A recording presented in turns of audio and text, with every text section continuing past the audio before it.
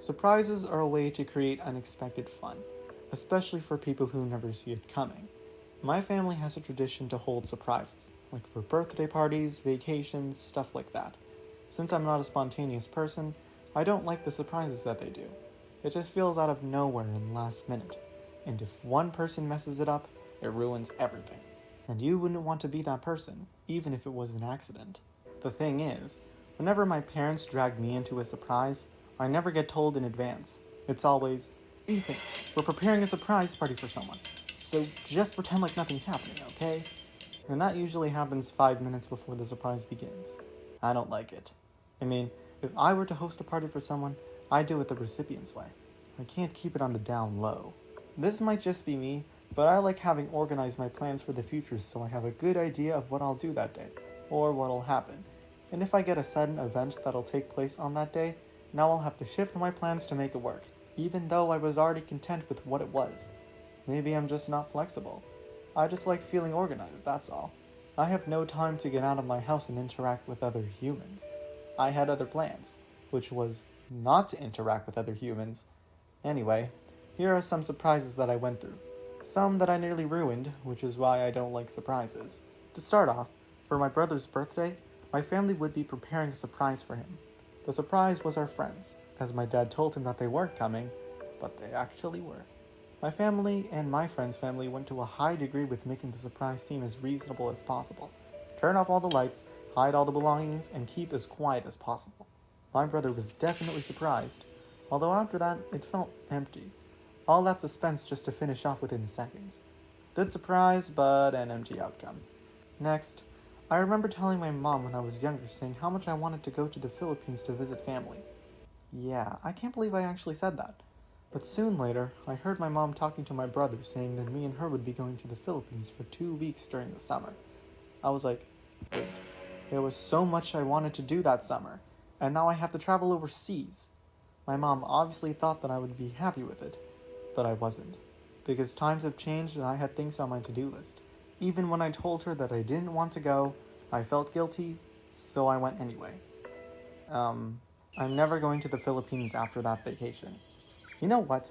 During that vacation, there was another surprise, because my relatives there knew my mom was coming, but not me. So when we got there, I was told to wear a mask and glasses to hide my face. At first, I was intrigued, but afterwards it felt a little anticlimactic.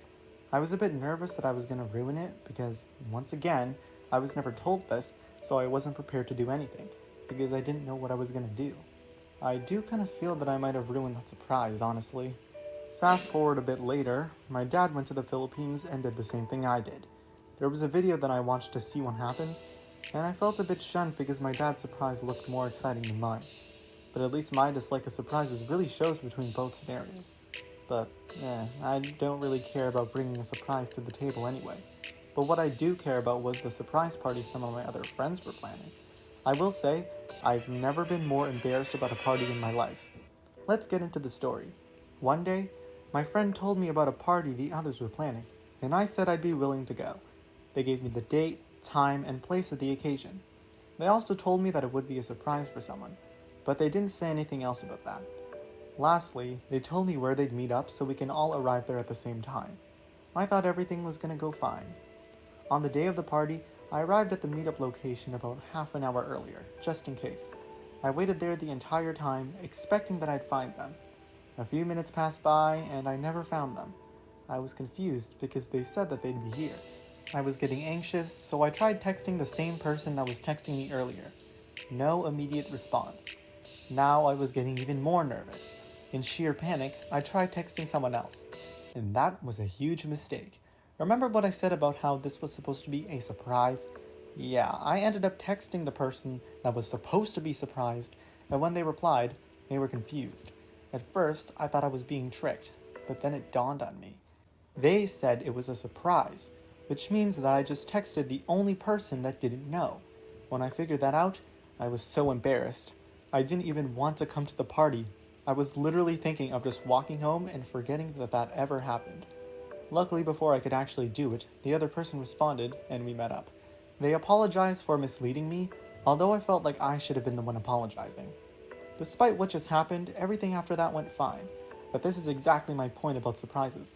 I need to be told specific instructions so I know how to be a part of the surprise and not ruin it, because one little misstep can mess it up.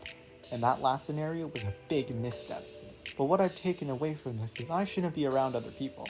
I think I'll just lay in bed and avoid human interaction. I'm not deserving of other people. That's not really surprising though, is it? Actually, that's a good thing.